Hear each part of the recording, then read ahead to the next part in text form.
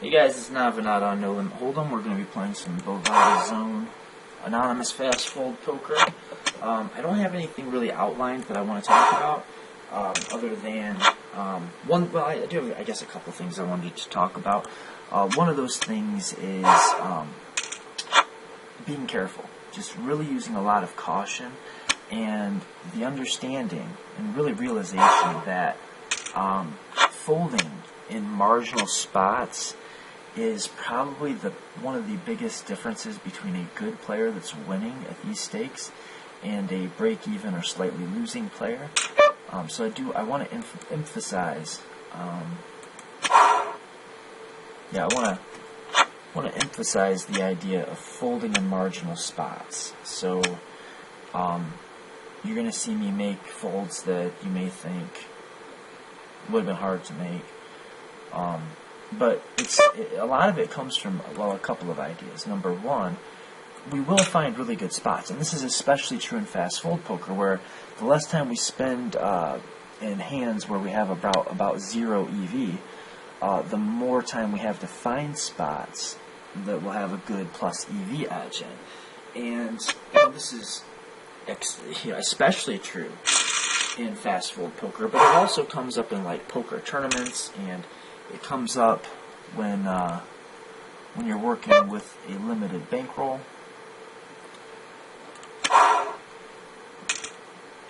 But I think it's real easy to see it in fast fold poker when, maybe something like 30 hands from now, I'm going to flop a set.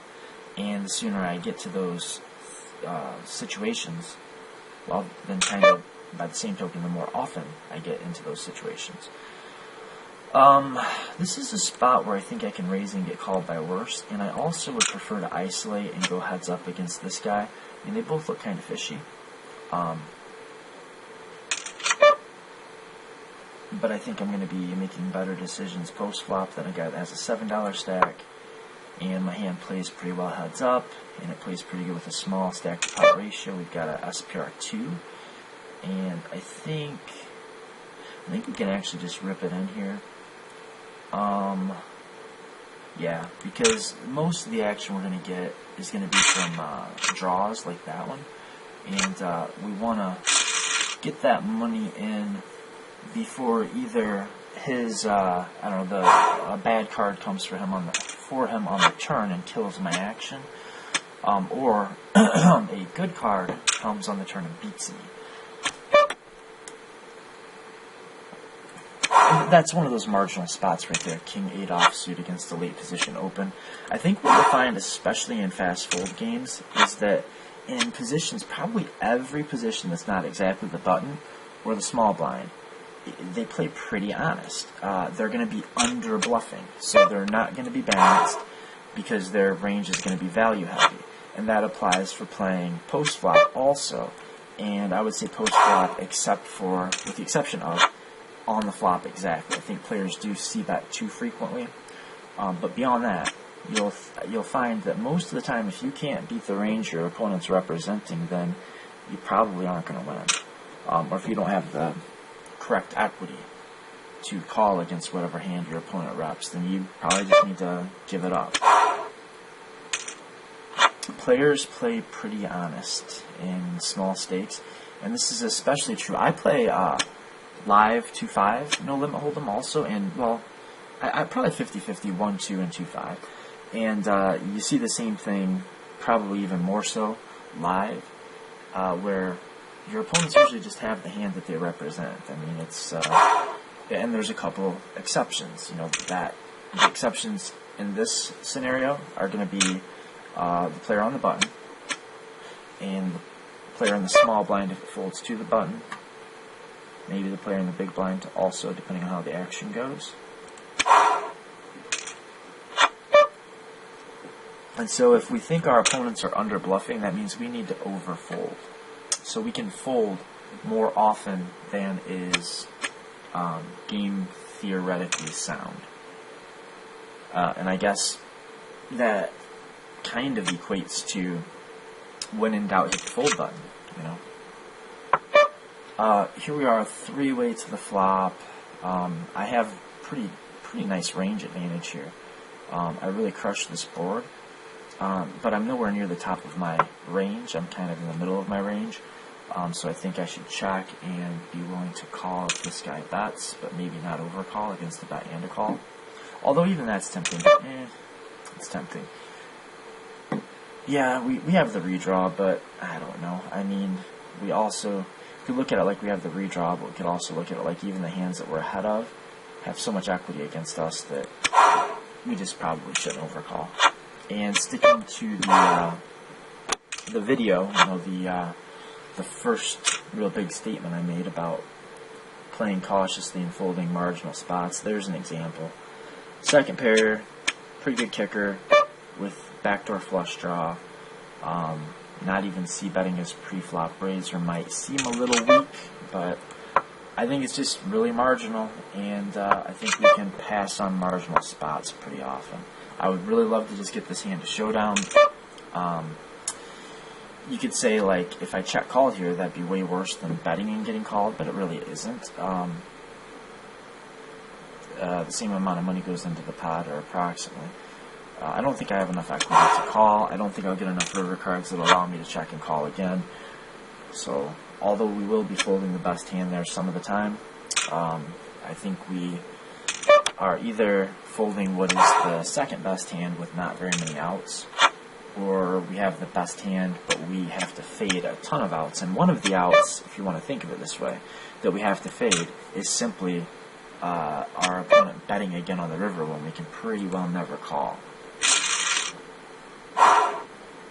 And that's kind of a thought process that I've brought into my poker playing, is to treat some hands and situations as draws that would not typically fall into the category of draw.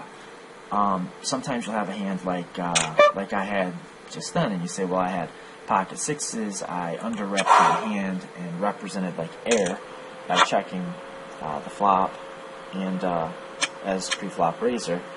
And so you say, well, I've got some chance of having the best hand, I'm getting pot odds, and every once in a while I'll improve to a set on the river, so why not call? I would look at that situation as a draw. You kind of can look at that as a draw. And what are we drawing to?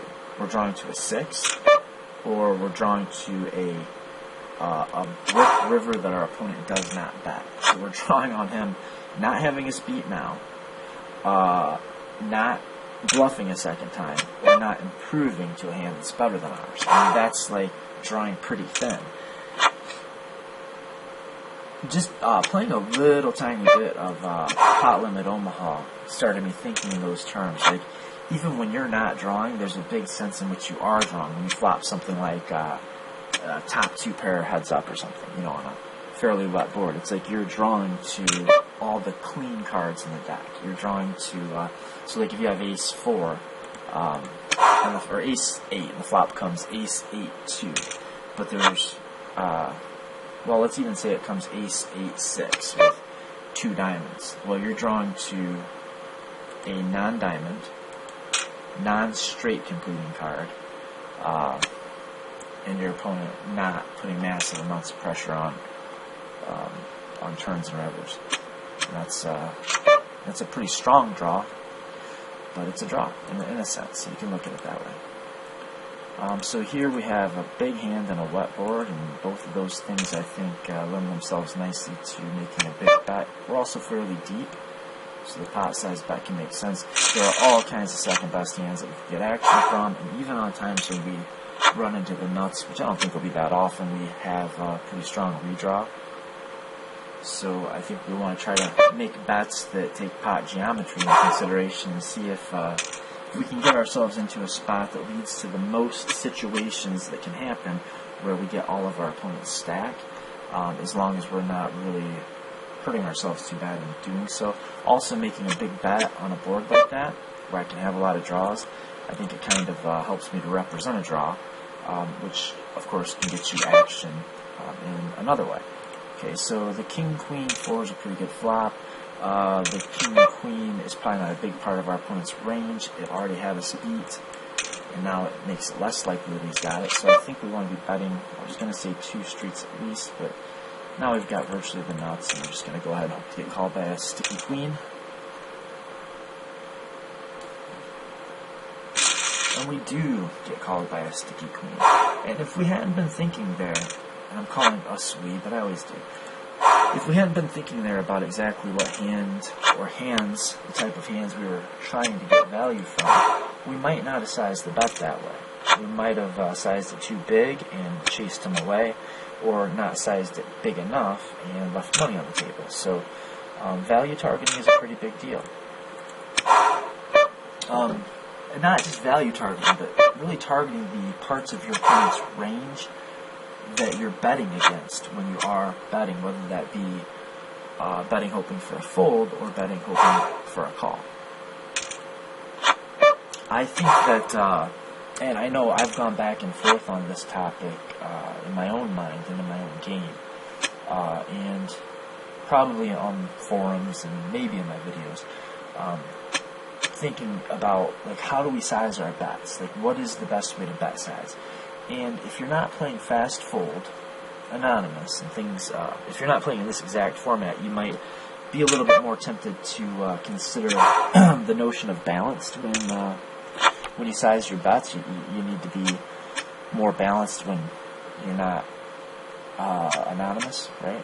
When people are keeping notes and or HUD stats on you, or even just able to know who you are next hand, you need to be a bit more balanced. But when we're thinking in terms of vacuum EV, especially, I think the way to size your bets,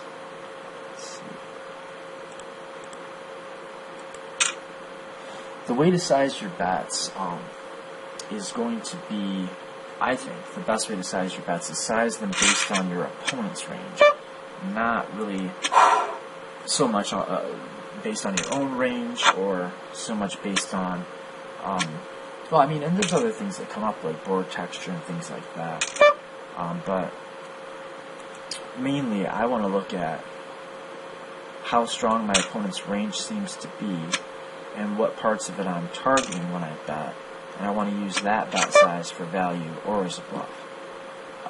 We could turn our hand into a bluff here. I don't think there's anything wrong with it. But I think, especially with stack sizes as they are, we'd probably do a little bit better checking, hoping to induce light call downs, or maybe check calling on the flop if we can induce a bluff.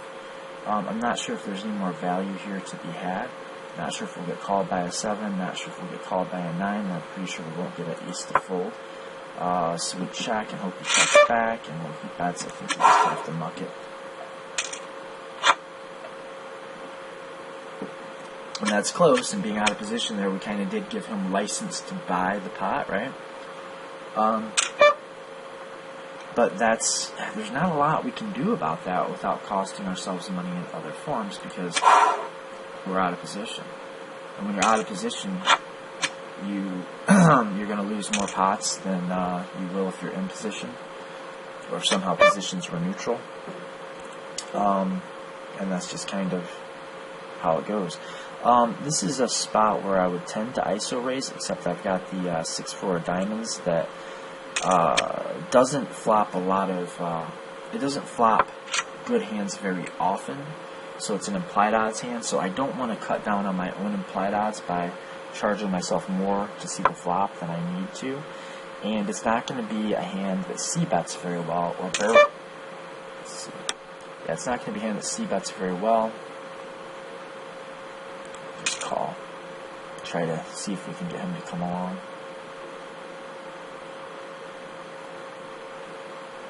And it's also a hand that we don't mind getting overcalls. So if we don't mind getting overcalls, and we're going to have to, like, one and done pretty frequently if we do see that. I think it lends itself for over-limping rather than ISO racing. So he checks, and I think we've got to value bet this hand. I want to size it in a way that I can get value from pairs that are smaller than a queen. So maybe a 7 pays me off here. Pocket sixes, things like that. So I bet half pot because I didn't want to let somebody get away from a hand that potentially the queen was scary for. Hey, damn it, I want to see this hand. Ugh. Oh well. Ace-6 offsuit is probably a hand that lends itself a little better to ISO raising. Although, combination of short stack on the, incredibly short stacks play more hands usually than standard stacks, and big stacks do more raising on average than other stacks, and that's because, of a lot of reasons, but we'll just say that it's my deep intuition, and I have at least anecdotal evidence to support it. So when you have an otherwise pretty tricky situation, it's kind of like a tie in terms of whether you should assert your aggression or take your foot off the gas. Taking any little thing like the stacks around you, just really taking one more variable into consideration, can break those ties for you and turn what is like really marginal into a pretty clear decision.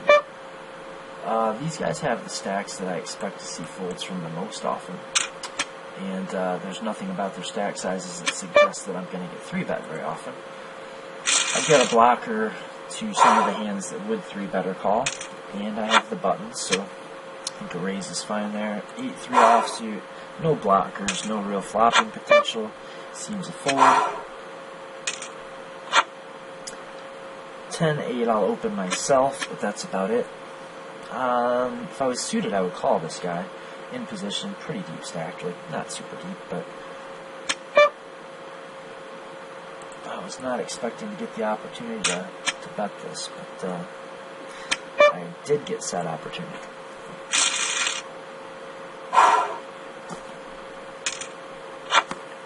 King-9 off is usually a really just super obvious standard open raise from the button. The stack size over here makes me a little less excited. Good lord.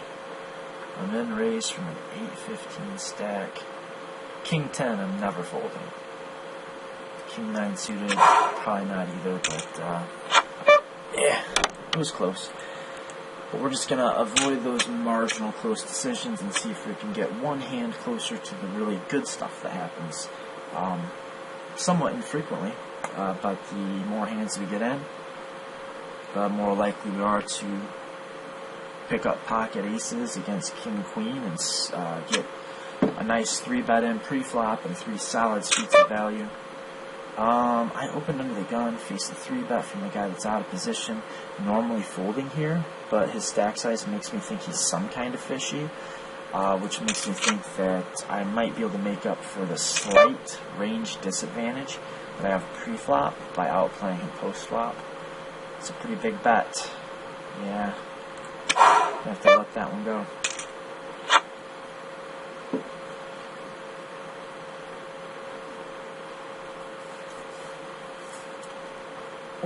Also, because he did have a shorter stack, the reverse implied odds from calling a re-raise with a hand like ace-jack are somewhat mitigated.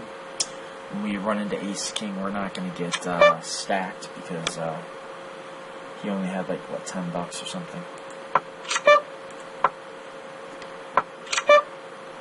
Okay, I think we had a nice hand to check to side based on his bet sizing on the flop, and it turned into a pure value bet on the turn. By opening up more hands that could give us value in the form of club flush draws and giving us more hands we can beat by just giving us 2 pair.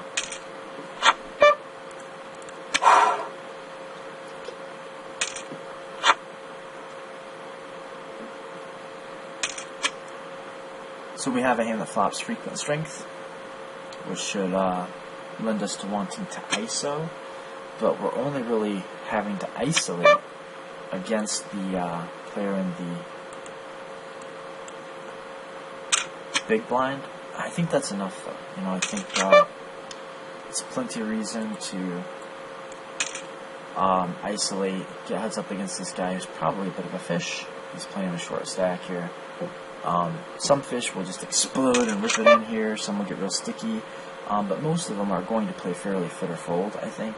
They're not going to be doing things like making clever float plays and having balanced check raising ranges, or in this case just re-raising ranges.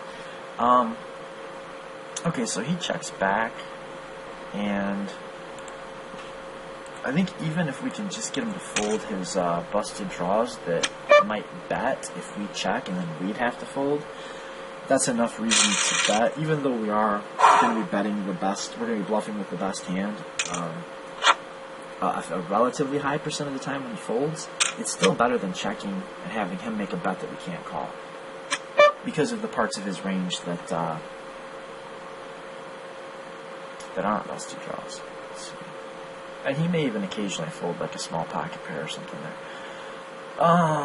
Close, but playing kind of deep against an under the gun open with very dominated type hands seems like a not great option.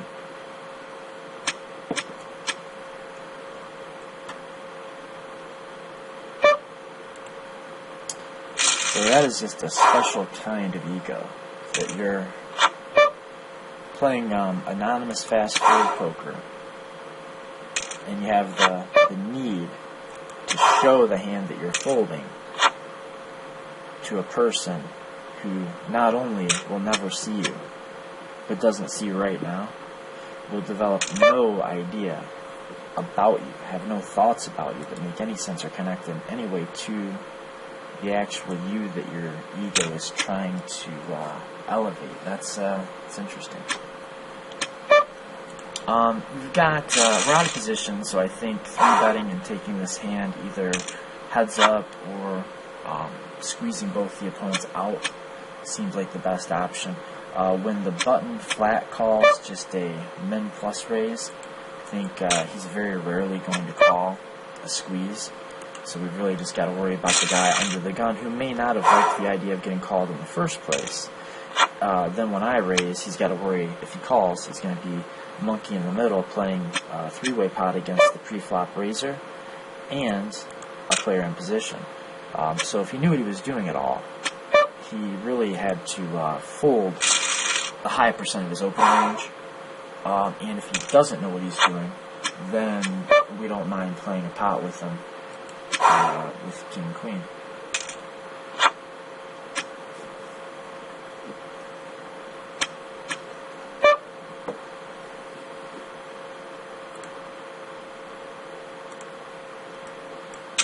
I find once in a while, if you really take your time and size your bet, it's very specific, you can get a little bit more than your fair share of fold equity. I find that especially true in heads-up play when you don't do it often. Okay, we picked up equity, and that's a scare card. It's going to turn his second pairs into third pairs, and it's going to turn his top pairs into second pairs. So he may fold a queen. If it's a bad queen, probably will fold a 9, and that's enough folds. Plus, we will, these guys don't look very foldy. And with our gut shot that will hit 9% of the time, I think all in all that was a pretty slam dunk double barrel spot.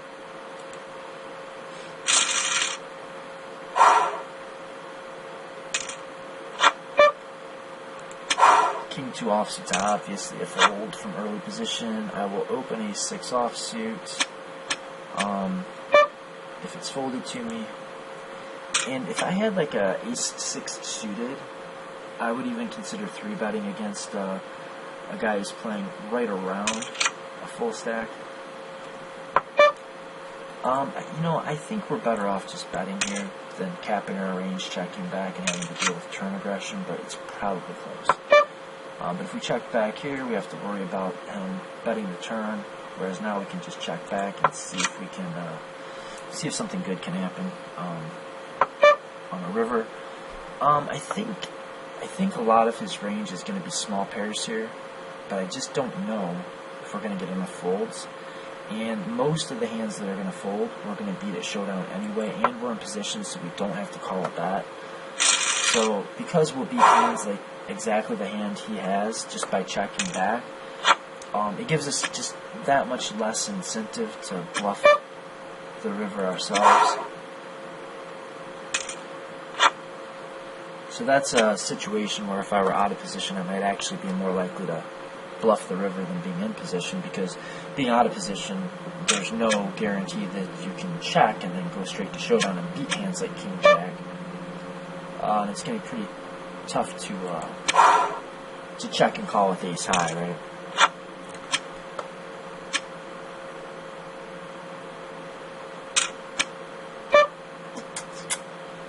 This is pretty close.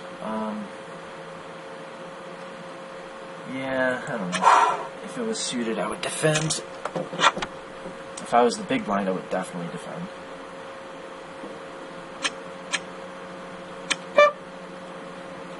Yeah, these stacks look primed for folding. That's a flop that actually hits Villain's range harder than it hits mine, because he didn't 3-bet, he didn't fold, so he's going to be in this middling range here. And we have some showdown value, so for both of those reasons, I think we want to check. You could say, well, yeah, but then we missed value from the draws that he might check and call, but he may check raise those draws, and he will almost certainly lead them if we check back. And now I just don't think we beat anything. If he bets, we just have to fold. And in fact, if he checks, it's usually because he just hit some kind of showdown value. Yeah, I mean, I don't know if there's enough hands that are going to fold. He could definitely have a 9 and might fold that. Yeah, there it is. Yeah, I mean, if I knew he had exactly a 9, it would still be kind of... yeah, I guess if I knew he had exactly a 9, I'm betting, but I don't know that. And I guess he could have had, like, king high or ace high.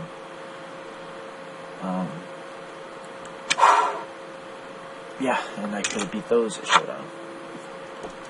So, I mean, we should be turning made hands into bluffs some of the time. But you really have to be... Yeah, they're just... You have incentive to check back and go to showdown when you have a pair, like a made hand of some sort. You will win some of the time by doing that. And since you will win some of the time by checking back, the EV of betting just has to be a little bit higher than normal. Because, you know, or not normal, a little bit higher than if you're in a situation where your only way to win the pot would be to bluff. So if you have no showdown value, you should actually be betting as a bluff more often than if you do have some bit of showdown value. Hopefully that's obvious enough. If it's not, think about it. It's a big deal. Yeah, I don't know. Something about the stack size makes me want to call, but no, I don't know. I think Queen 9 offsuit's just going to be a reverse implied odds monster. We're probably, you know, almost. I mean, we're probably just a little too deep or not deep enough, depending on how you want to look at it. Because then, you know, if we get to a certain depth, the ability to end up with a nuts, with like suited connected cards, or with connected cards rather, is starting to tip the balance that direction. Because remember, the reason that we place certain starting hands and not all of our starting hands, you can...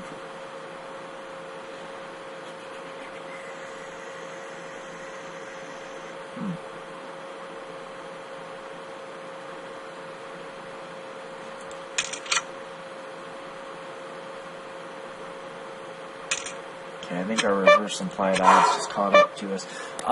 Yeah, the reason that you'll decide to play some hands but not other hands, what are they?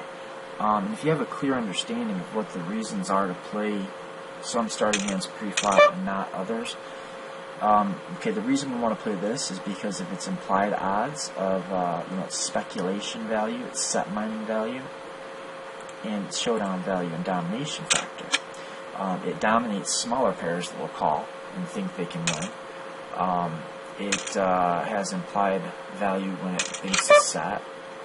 And it's got some built-in showdown value that can allow us to get to the river, well, get to showdown and still win unimproved. So pocket nines, for that reason, are a pretty good hand. Your big pairs are monstrously powerful, especially like, you know, aces, kings, queens.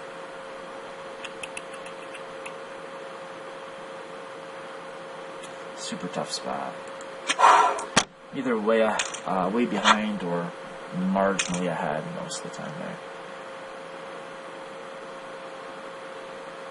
when he bets that big into that many players, he's probably not doing it with air. So he's got a big draw or he's got a big hand.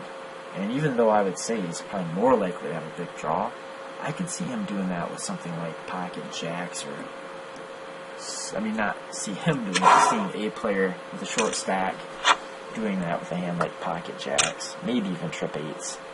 So I think his range might have been weighted towards big draws, but there definitely are going to be some hands that have me crushed in there as well.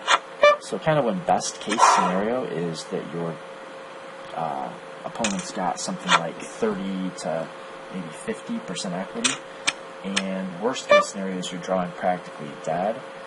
There have to be an awful lot more of the best case scenarios than the worst case scenarios, and really good pot odds or some combination thereof to cause you to hit the call button.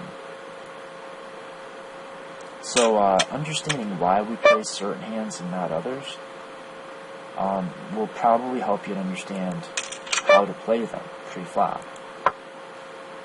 This is a hand that's not going to dominate much of his range. If I 3-bet and he calls, he's pretty well always got me beat. So we're not going to have the moderate implied odds advantage of having like ace-king against king-queen, ace-queen domination. We're not going to have the moderate implied odds of domination. We're not going to have the frequent monster implied odds of a set mind with a pocket pair. We're not going to have the relatively high showdown value of an ace high or a pocket pair. We're not going to have the robust showdown value, especially of like a big ace or a big pocket pair. So when we're playing a speculative hand like suited semi-connector, we've got to think of it like we want to put as little money in as possible before the flop, because we're most of the time going to lose. Because we need our investment to be small enough that on the rare occasion we do hit something like a nut straight or a big draw, we can make up for all of the times we called and put money in to see the flop by winning the occasional big pot. So the way to do that is to keep your investment as low as possible and to win the biggest pots you possibly can. Okay, so we're just over 30 minutes now, so I think we're going to wrap this up. Hopefully that was somewhat interesting, and I hope to pick up some more students. I haven't done any coaching in a little while, and I'm starting to get itchy. So if you're interested in coaching, I think I have the most reasonable pricing that you can really hope to find, because I do like some free coaching, like I'll do a free session as long as you allow me to record the session and post it as sort of an advertisement. And then even beyond that, let's see, I think we're going to bet kind of small. We're going to bet small for a couple reasons. Number one, it's because we want to keep the ranges in that are still against us relatively weak, because we're going to be barreling a lot. So it's a good board for barreling and a good hand for barreling. So if we're going to be barrel bluffing some, we want to make a bet that obviously folds out some hands, like just the overcards that beat us. We don't have to bet very big to fold out stuff that's better than us when we have like 4 high or whatever it was. But then also, if we're planning on double barreling, we don't mind our opponent calling with all of their like pocket pairs that are going to call just one time and then fold on a ton of turns. So that's kind of my rationale there. So sorry to be all over the place, guys, but that's what happens when you come to record a strategy video with basically no idea what you plan to record, no script, and kind of just going with the flow. But yeah, contact me if you would like coaching. One free session. First session is free. And then we go to just kind of a situation where the more coaching sessions you get, the more expensive it is. Now, that's kind of backwards, but I should say the first coaching session is free. The second session is almost free. Then on the third session, we'll get into regular pricing. And once you get into regular pricing, the packages will make a difference. Like you'll get a better deal per volume, per hour, whatever. But the first hour coaching session is free. I've got different ways that I can do it. We can talk about that. Leave me a comment in the comment section if you're interested. The second session is $20. No big deal, right? Just a little bit for my time, and that will have really been enough to,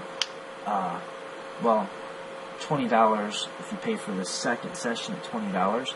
You've actually had 2 sessions at that point, and then from the third session on, it's $40 for a single 1-hour session. But then if you buy, say like, depending on how many sessions you want to agree to, that is flexible. And depending on what kind of coaching you want, we can work special deals out also. So let me know, guys. My coaching schedule is completely open. I have nobody at the moment. Until next time, guys. Now, over and out. Good luck.